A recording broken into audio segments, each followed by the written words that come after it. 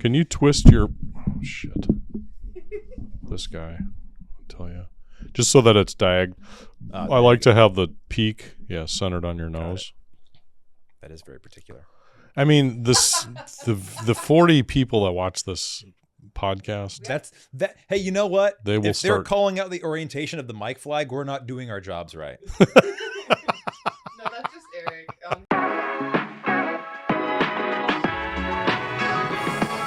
Welcome to the Marketing Team of One podcast, where we have conversations about the issues one-person marketing teams face when trying to meet their goals with limited time and budgets. Now here's your hosts, Eric and Mike. I'm excited today because we've got Taylor McMahon here from Weatherlight Media. Hey. How's it going? Thanks for sitting on the crying couch. Absolutely. I haven't cried yet. It hasn't been that painful yet. I appreciate you having me here. Yeah. It's pretty comfy. I love the red shoes especially. Thank you. Well, we're going to get you crying here very soon. Don't worry. Let's get in a little bit about video storytelling because I think that's really critical to any marketing team of one out there that's tasked with, hey, let's get some videos done.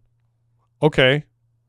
Where do we start? Yeah. How does a video storytelling project start? I've done a video before. I've done a podcast before where I talked a little bit more about the technical side of it.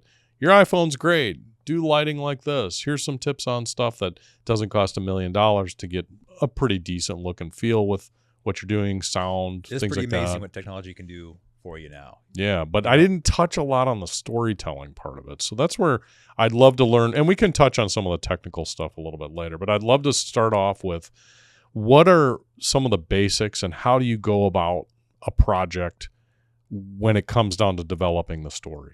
What's your audience going to latch onto? You know, what is it? What's the thing that's going to get them to engage and keep their attention? So if you know who they are and what they want, then let's kind of like play into that, feed into that. It's that human engagement that is going to, like that, the emotional connection is what's going to be the thing that gets your audience to convert more than a fancy camera.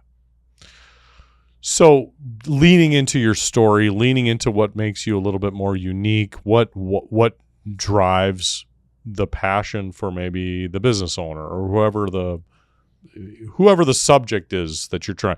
I'm thinking in terms of like, there's a small business. I'm the marketing team of one. I do all the stuff, marketing, website, everything like that. Wow. And now you need to make videos. So I begin with identifying who's your audience, who's our audience. That's where everything really starts, right? If your bosses have given you, here's the goal, here's what we want, long-term effects. Let's move toward that and figure out how to do that. This is an opportunity to do whatever it is that you want to do. Figure out how you would approach this project. What fun can you have and what resources do you have to make the video that you want? And hopefully they trust you enough after you pitch your thing to let you do it. So they're going to have tweaks. They're going to say, can you incorporate this? It's the same thing as when we work with clients. Similarly, they come to us with a brief. They have their goals.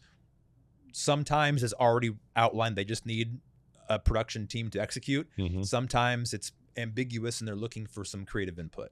So I think the marketing team of one, the one person who's now been tasked with doing videos and populating their social media platforms, you got to be intentional and make sure that you know exactly what you're doing, so that if you're just kind of putting stuff out there as a way of like remaining relevant, your audience is going to hate you and not engage if everything you're putting out there doesn't really do anything for them. Let's role play a situation then.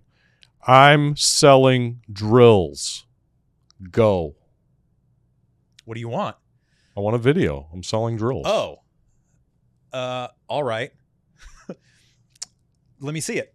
How does it work? Maybe it's an ASMR video. That's my first thought. Okay. That's the first thing I would do is like a slow motion, maybe some, sexy music of just like beauty shots of the drill turning on.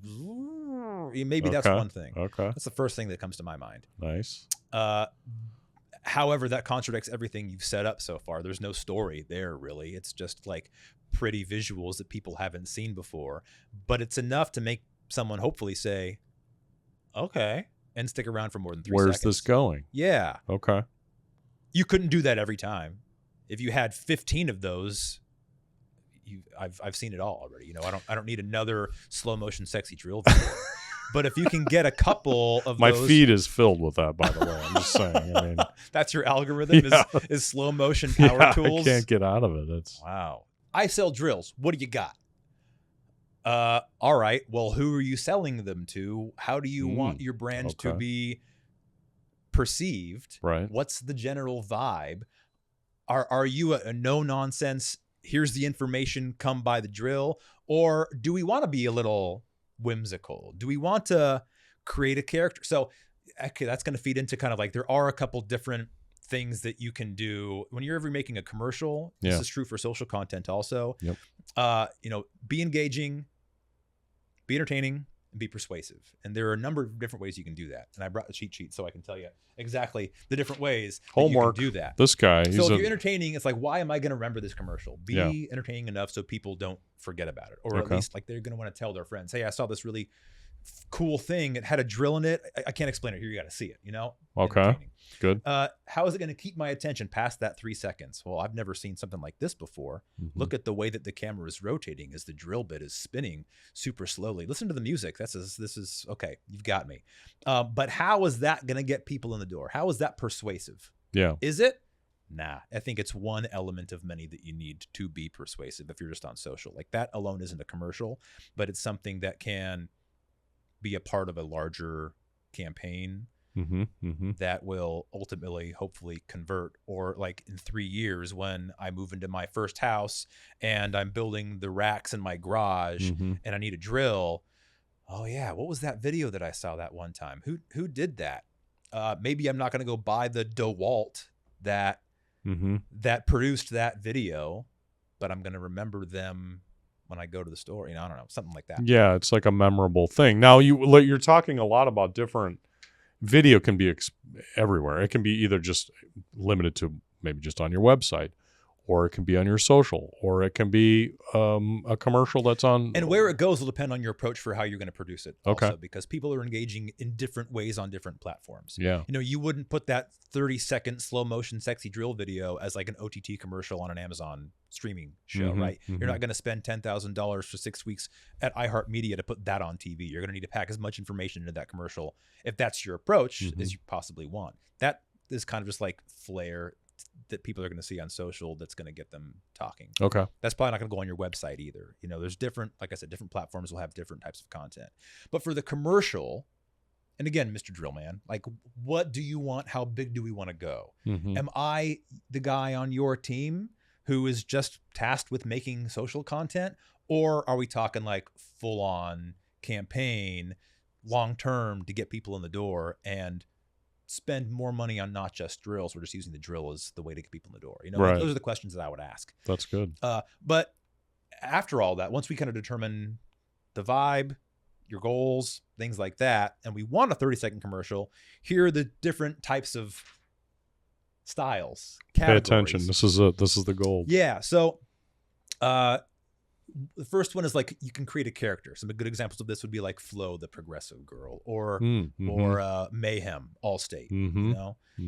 I guess you can also like, oh, are you in good hands? That guy could be considered a character also, although that also is comes in a tagline later. Yep. Another one, comedy. Like I said, the first thing I thought it was like a funny, sexy drill thing. Right. Maybe some funny music or something. Comedy, or you go full in on like what is T-Mobile doing right now with Zach Braff and Donald Faison? Where they have these old comedians from Scrubs doing something funny. That's also kind of a combination with another one that'll come up later, which is celebrity endorsement. Which you don't need to stay in one category. You can feel free to combine, and those usually are the most effective because you're hitting a lot of different cylinders. Yep. A lot of different triggers at the same time. Demonstration, OxyClean, infomercial, that kind of stuff. Here's how it works. That's usually the cheapest to produce because you can just have like the expert come in and show how it works. Depending on what the product is, maybe we can still be entertaining in a regard. Well, yeah, that's one where you could combine that with other, like you're saying, like if you combine a few of these. A demonstration can also be like a 2.5 minute, here's a product, here's how it works, put that on YouTube, put it on your website, depending on what the product is, to give people a full overview. But you can also make that a commercial, combine it with comedy, have Chris Evans come in and demo the product and fail miserably at it. I mean, yeah, you can do a couple different things there. Problem solving is kind of like demonstration, but it's also kind of those really exaggerated, like a woman opens her cabinet and everything falls out on her. Oh, like, yeah. That kind of like, what problem do you have? A good example of that would be like a pharmaceutical commercial. Like, do you have toenail fungus? Something like that. Okay. Or I think, what was his name? Kevin Nealon, the comedian who had like a blood thinner thing. Like there was a commercial of him and like Arnold Palmer out there on the golf course talking about this new drug they take because they have thin blood. Those types of things. Part of that also is like facts. What's the information? These are the statistics. This is the reason why the product works. These are the things that are happening out there and how we solve these problems. Just kind of baseline. Putting the consumer basically in the role of a lawyer commercial might do fact stuff also. It's like, these are the problems these are the cases that we've had. Here's the money that we got back to our clients. Boom, boom, boom, boom, boom. If you have this problem, if you think that you have a case against the mesh or whatever it is, that stuff. Facts. Where we tend to this is where my mind goes. This next one is slice of life. What is the most relatable thing that you can think of that this product can be applied to? So if the product is this salt lamp, yes, what type of lifestyle am I living that will require me to get one of these lamps? Whoever is got behind the salt lamp marketing campaign, and it might just be like a 30-second quick day in the life, like a yoga instructor, and then there's a couple different cut-ins throughout the commercial of the salt lamp being flicked on or being moved to a new room or doing your stretches or doing the yoga bowl thing. Slice of life.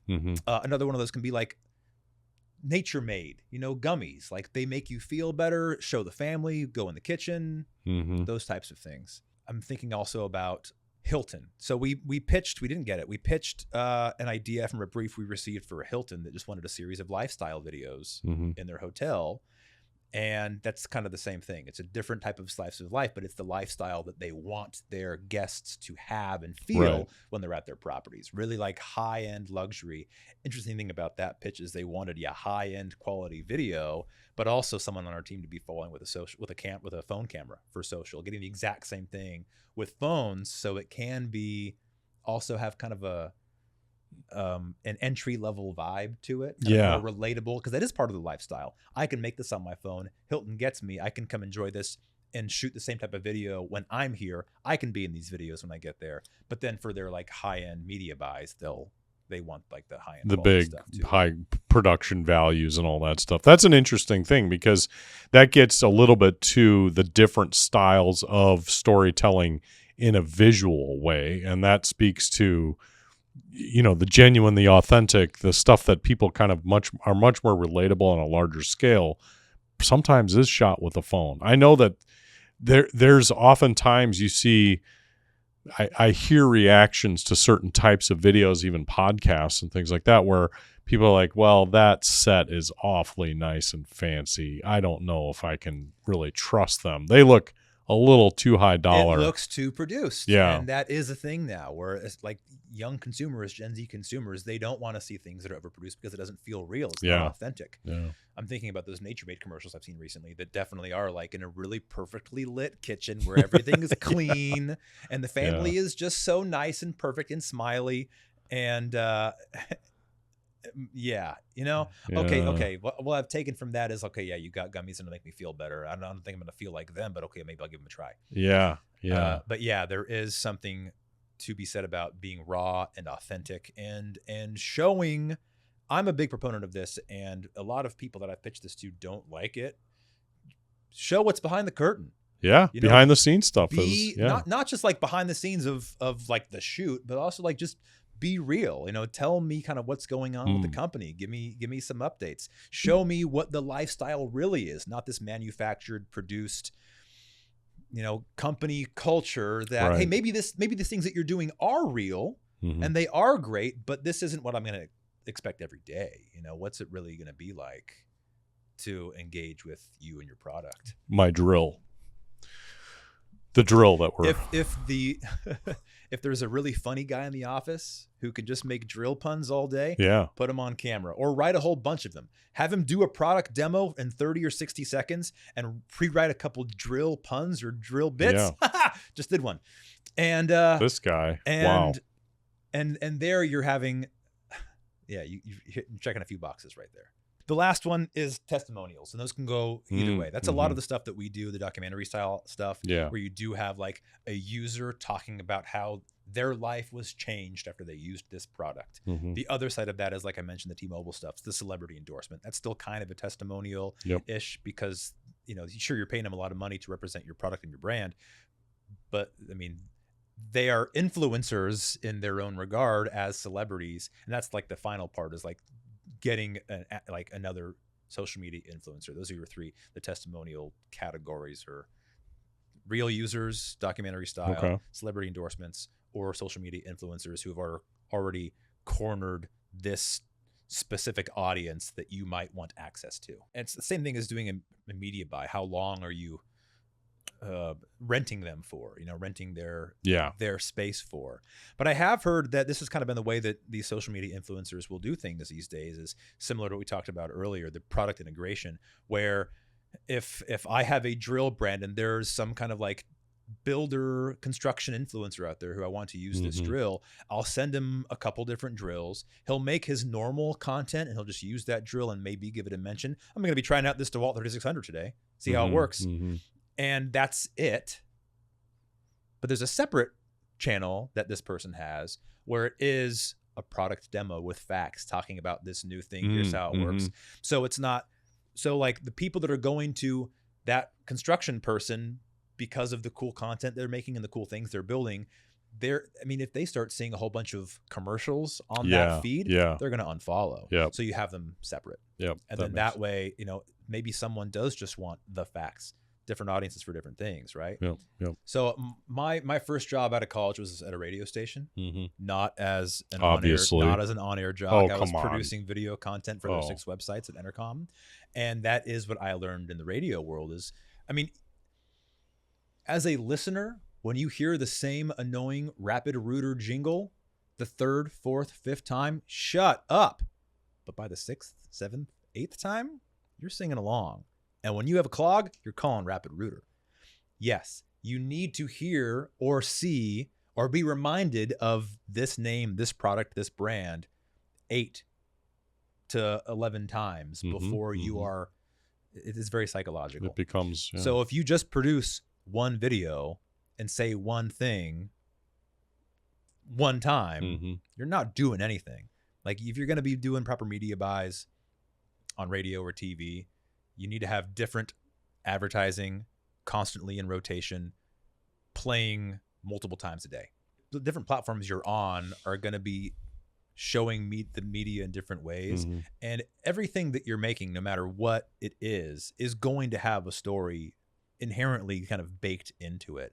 And whatever the message is in that story, as the providers of this media, we have a lot of power. You know, we get to decide what the message is and what our influence over the end user is going to be. How do we want them to act, think, feel after they see the thing that we've made? I think that's the first question that we should be asking ourselves before picking up a camera or a phone or whatever you're using. And when you're making different pieces of media, maybe the answer to that is different on social media or on your website or on television or on the radio. The story is different so long as they all kind of align within the same campaign. And you are kind of getting bombarded with maybe a slightly different message about the same thing from different places, because you're learning something new every time. And the audiences, if you're trying to appeal to a broader audience, they are going to hit on a lot of different pieces of that story. And it may not be presented in this format, but it's very forward in this format. And maybe you're not being bombarded with it on 4 different platforms. Maybe it's not in my algorithm on this platform, but I saw it over here because the message is different. And I think that is when you approach anything that you want to do. What are the goals? What is the story that you want to tell? It's kind of hard to apply. My favorite is Dan Harmon's Story Circle. He kind of adjusted Joseph Campbell's hero's journey. And he was able to essentially take the story of Star Wars. You have your hero who's feeling kind of complacent. Luke Skywalker is working on the farm, and then he meets his mentor, Obi-Wan Kenobi. He's thrust into adventure. I think I reversed that, actually. I think he's thrust into adventure by acquiring the droids. R2 runs away. Oh, snap. What do I do? Meets the mentor. Mentor guides him, teaches him about something new. There's a resistance. I can't leave behind everything. My aunt and uncle, I got to go back to the farm, even though he's been desperately trying to get out and, go join the rebellion like Biggs did. And then he's forced to, Empire came and killed his family. I got to go to be with you to Alderaan. That's kind of the basis of it. From there, in Acts 2 and 3, he learns more about himself. Mentor dies. Spoiler alert. And and then he overcomes this great challenge, and he's changed because of it. Dan Harmon's Story Circle is kind of similar to that regard, with fewer steps. And he does that in every episode of Community, every episode of Rick and Morty. He's able to condense that in a 20-minute piece of hilarious animation. And I think that it does take a lot of time and thought to be able to apply that to a 30-second ad or any type of campaign that you're running. But I think that that's going to be the way that you engage with your audience the best, is if you have something emotional that they can latch onto. So you've got the experience of working kind of in a really wide range of projects. You mentioned creative brief. People may not know exactly what that means about a creative brief. So I'd love to learn, what's a creative brief, because that's where a project probably will begin. But then I'd love to know and help our audience understand, what is it like to work with you? We did a podcast about bottlenecks, marketing bottlenecks, and one of the bottlenecks is capacity. And this is a perfect, you would be a vendor, Weatherlight would be a vendor, that somebody who's tasked with making a video for their company, corporation, whatever, they would come to you and you would provide relief during that bottleneck. It would start with the creative brief probably, but then illustrate to us what that whole process kind of looks like. Okay. A creative brief could also be kind of like an RFP that you're not having to bid on. Okay. Or maybe you are. It's kind of similar to an RFP, depending on where it's coming from. Maybe the agency hasn't selected their vendor yet, or maybe they already know that they like you, and this is what their goal is. So the brief can either be a bunch of pages or just one page. Here is the overall concept and the goal for our brand and our product. This is what we want to do. And sometimes it is that ambiguous. This is what we want. What you got? Give us a full pitch. Come in as a partner, provide your creative input, do everything that you need to make this project happen. Okay. Other times, it's a lot more detailed. They might have a lot of other stuff already planned out. They might have a creative director already attached, and they just need like a production support. They just need a camera and the equipment. But yeah, the briefs usually come from an agency and sometimes from the client themselves if they don't have one. Usually from like smaller companies that have like one person on the marketing team, they'll put together a small brief with some of the campaign goals or the ideas that they already have for things that they want to do. And they're looking for a quote or an estimate. Okay. Usually that's what briefs look like when they come from clients. When they come from agencies, the budget's already been set. Here's what we are able to spend on this. Here's the overall goal. And here's what we are expecting from you. Let's take two scenarios. Let's start at the lowest budget or the lowest level of production outside of the person in-house with their iPhone. Okay. And then illustrate to me what it looks like for one of your largest productions that you've done. As far as the workflow, what's the process like? Talk about the behind the scenes, like, and then I needed to hire this person, and then there was a sound person, and then lighting. And every project has, whether it's big or small, three different phases. There's the pre-production, the production, and the post-production. Okay. And what goes into each of those is different for every project. It depends on what the overall goal is, what the budget is, and where the thing is going. So a short video would be like basic case study. We want to talk about this one thing that, like, one project that our company did. We're going to have one or two people talk about it, 2 interviews at our location, some B-roll of the location, all cut together into one like 90-second to 2-minute package, one video. It's usually like me and one person, a camera operator, myself as a producer, and like a production tech to set up all of the camera and lighting and sound gear. Usually for like a day rate, like a single day for myself, for a production tech, for all of the gear, and then the post-production time is like, we try to keep like those single case studies under $5,000. We try to be in that kind of general That's area. helpful. If we can knock it out in one day and edit it in two, that's a good place to be. The pre-production in that is engaging with, you, the marketing person, to figure out what the messaging is. Who are our interview subjects? What's their background? What are we trying to get out of them? And, my background is like more of a documentary filmmaker, really, is extracting those messages in the most natural conversational way. So then we can make it seem really authentic and genuine when we're presenting these people to drive the narrative of whatever content we're producing. Okay. So that is what I would consider to be a smaller job. A larger job, it would be like a full-scale commercial project where we're renting sound stages, hiring actors, and have different departments. And I understand that $5,000 is a lot to spend on this thing, especially if you're kind of new to it. Like, that's why it's so important to understand what your goals are, have your campaign plan kind of laid out. And if you don't have it, we can help with that. Like, that's why I call myself the creative director, because what is it you're trying to do? I might have some creative ideas that might work with the general vibe of your company and what you're trying to achieve, how to engage with different types of audiences based on other information that you have. But the illustration you made of the larger production company, what that tells me is that the knowledge and experience you have doing those large productions, you've taken that, internalized it, and as creative director, you have a lot of those skills or those people or those staff in your head, and you can kind of handle a lot of it yourself. Depending on budget size, I kind of struggle with that.